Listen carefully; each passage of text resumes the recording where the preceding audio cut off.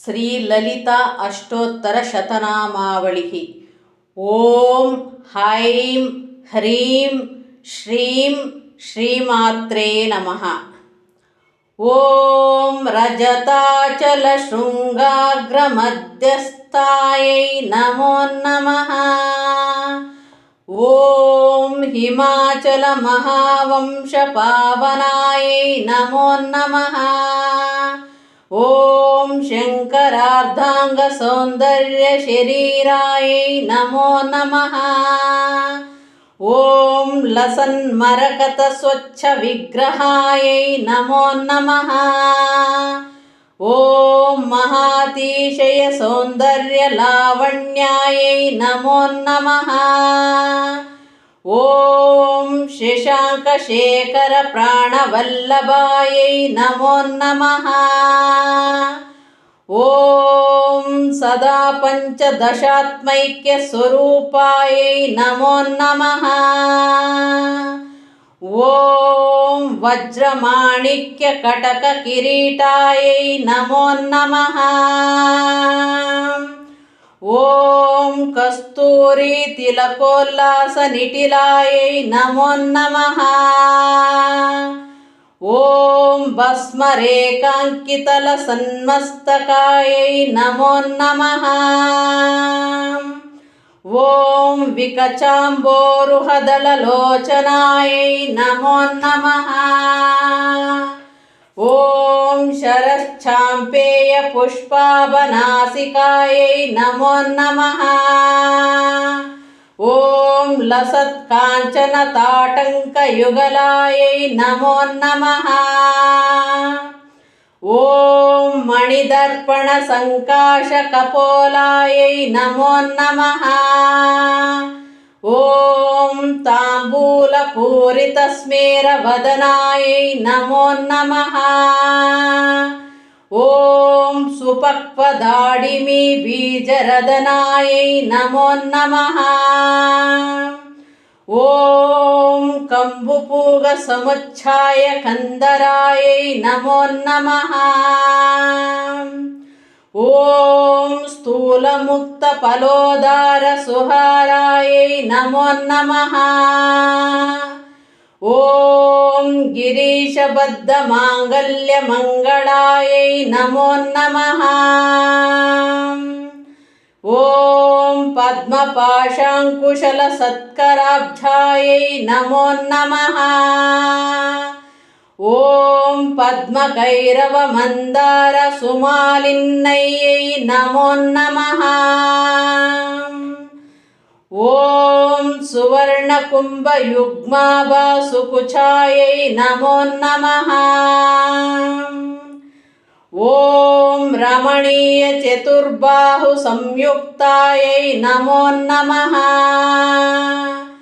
ಓಂ ಕನಕಾಂಗದ ಕೇಯೂರ ಭೂಷಿತಾಯೈ ನಮೋ ನಮಃ. ಓಂ ಬೃಹತ್ ಸೌವರ್ಣ ಸೌಂದರ್ಯ ವಸನಾಯೈ ನಮೋ ನಮಃ. ಓಂ ಬೃಹನ್ನಿತಂಬಲ ವಿಲಸಜ್ಜಗನಾಯೈ ನಮೋ ನಮಃ. ಓಂ ಸೌಭಾಗ್ಯಜಾತ ಶೃಂಗಾರ ಮಧ್ಯಮಾಯೈ ನಮೋ ನಮಃ. ಓಂ ದಿವ್ಯಭೂಷಣ ಸಂದೋಹ ರಂಜಿತಾಯೈ ನಮೋ ನಮಃ. ಓಂ ಪಾರಿಜಾತ ಗುಣಾಧಿಕ್ಯ ಪದಾಬ್ಜಾಯೈ ನಮೋ ನಮಃ. ಓಂ ಸುಪದ್ಮರಾಗ ಸಂಕಾಶ ಚರಣಾಯೈ ನಮೋ ನಮಃ. ಓಂ ಕಾಮಕೋಟಿ ಮಹಾಪದ್ಮ ಪೀಠಸ್ಥಾಯೈ ನಮೋ ನಮಃ. ಓಂ ಶ್ರೀಕಂಠನೇತ್ರ ಕುಮುದ ಚಂದ್ರಿಕಾಯೈ ನಮೋ ನಮಃ. ಓಂ ಸಚಾಮರ ರಮಾವಾಣಿ ರಂಜಿತಾಯೈ ನಮೋ ನಮಃ. ಓಂ ಭಕ್ತರಕ್ಷಣ ದಾಕ್ಷಿಣ್ಯ ಕಟಾಕ್ಷಾಯೈ ನಮೋ ನಮಃ.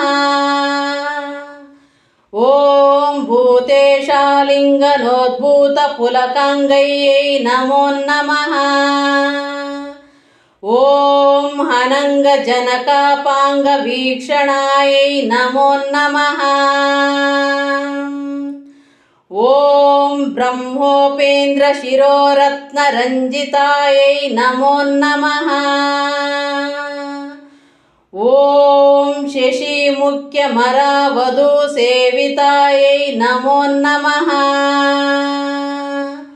ॐ लीलाकल्पितब्रह्माण्डमण्डलायै नमो नमः। ॐ अमृतादिमहाशक्तिसंवृतायै नमो नमः। ॐ एकातपत्रसाम्राज्यदायिकायै नमो नमः। ॐ सनकादिसमाराध्यपादुकायै नमो नमः। ॐ देवर्षिभिः स्तूयमानवैभवायै नमो नमः। ॐ कलशोद्भवदूर्वासः पूजितायै नमो नमः। ॐ मत्ते भवक्त्रषड्वक्त्रवत्सलायै नमो नमः। ॐ चक्रराजमहायन्त्रमध्यवर्तये नमो नमः। ॐ चिदग्निकुण्डसम्भूतसुदेहायै नमो नमः। ॐ शशाङ्ककण्डसंयुक्तमकुटायै नमो नमः। ॐ मत्तहंसवधूमन्दगमनायै नमो नमः। ॐ वन्दारुजनसन्दोहवन्दितायै नमो नमः। ॐ अन्तर्मुखजनानन्दफलदायै नमो नमः। ॐ पतिव्रताङ्गनाभीष्टफलदायै नमो नमः। ॐ हव्याजकरुणापूरपूरितायै नमो नमः। ॐ नितान्तसच्चिदानन्दसंयुक्तायै नमो नमः।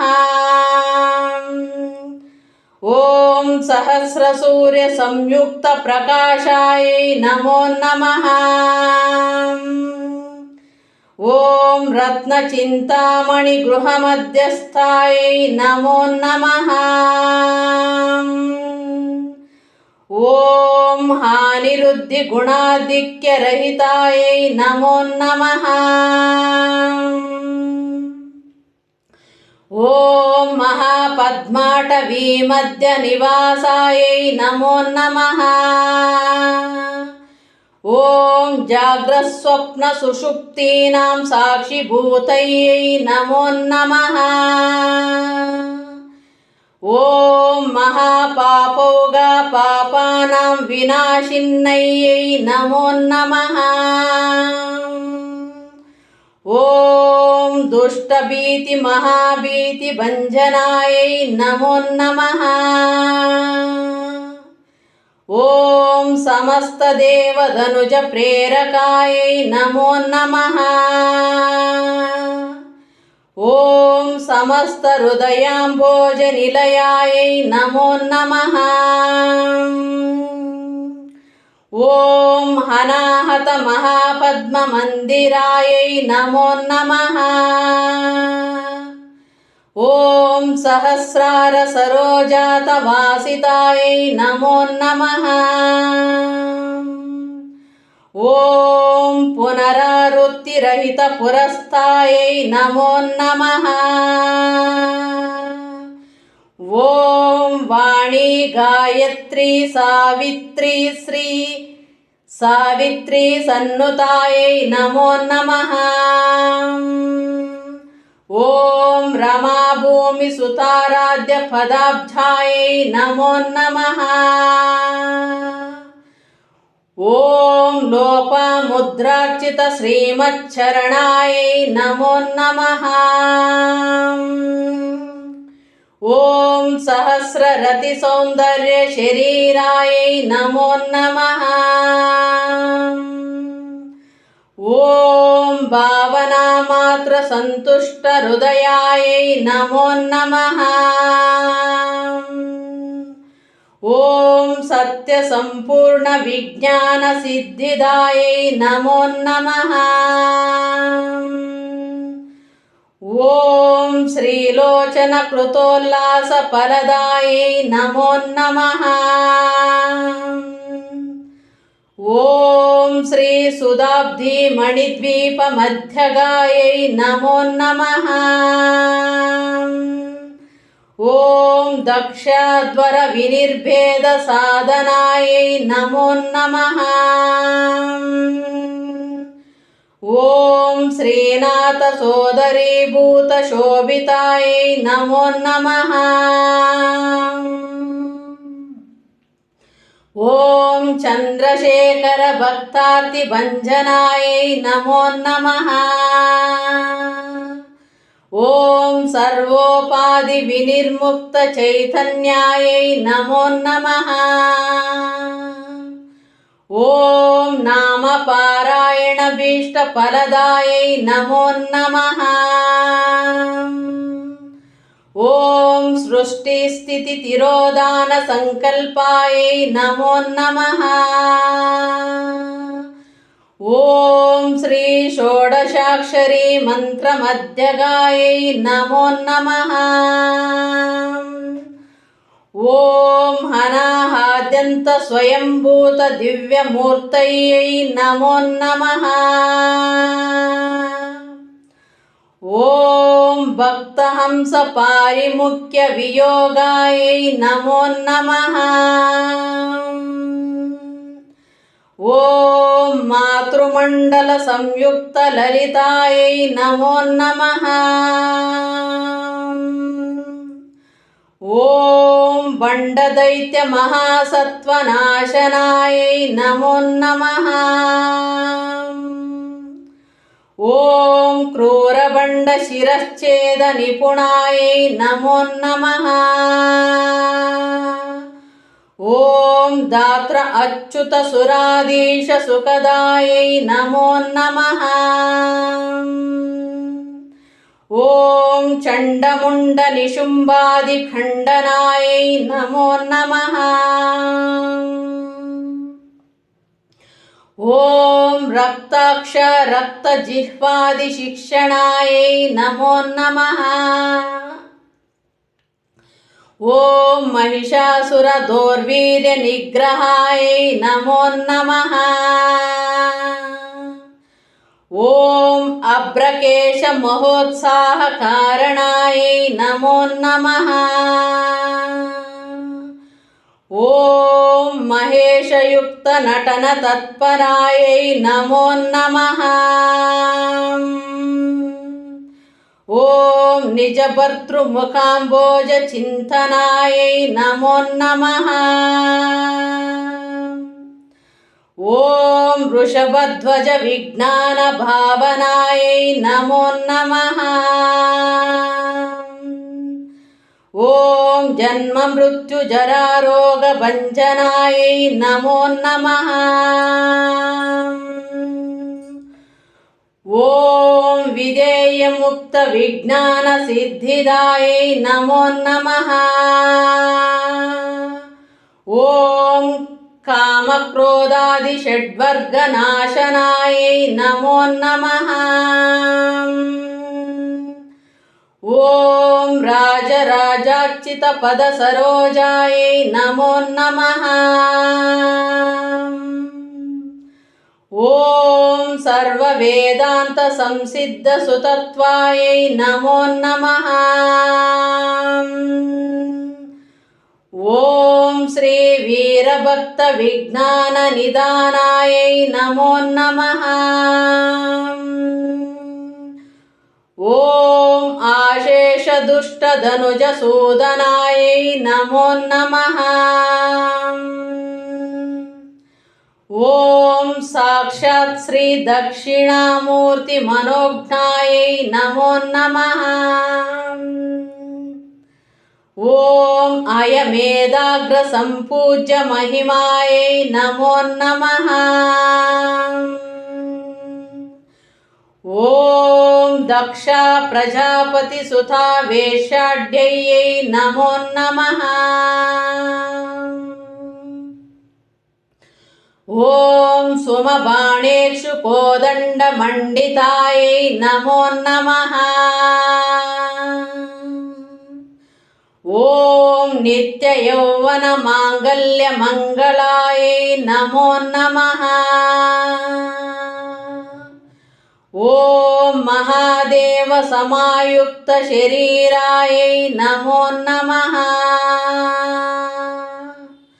ಓಂ ಮಹಾದೇವ ರಥೌತ್ತುಕ್ಯೈ ಮಹಾದೇವ್ಯೈ ನಮೋ ನಮಃ. ಇತಿ ಶ್ರೀ ಲಲಿತಾ ಅಷ್ಟೋತ್ತರ ಶತನಾಮಾವಳಿ ಸಂಪೂರ್ಣಂ. ಈ ಅಷ್ಟೋತ್ತರ ತುಂಬ ವಿಶೇಷವಾದದ್ದು. ಇದರಲ್ಲಿ ಬರುವ ಒಂದೊಂದು ಅಷ್ಟೋತ್ತರಕ್ಕೂ 16 ನಾಮಗಳು, ಅಕ್ಷರಗಳು ಇರುತ್ತದೆ. ಇದೇ ಈ ಅಷ್ಟೋತ್ತರದ ವಿಶೇಷ. ಕೇಳಿ ಧನ್ಯರಾಗಿ.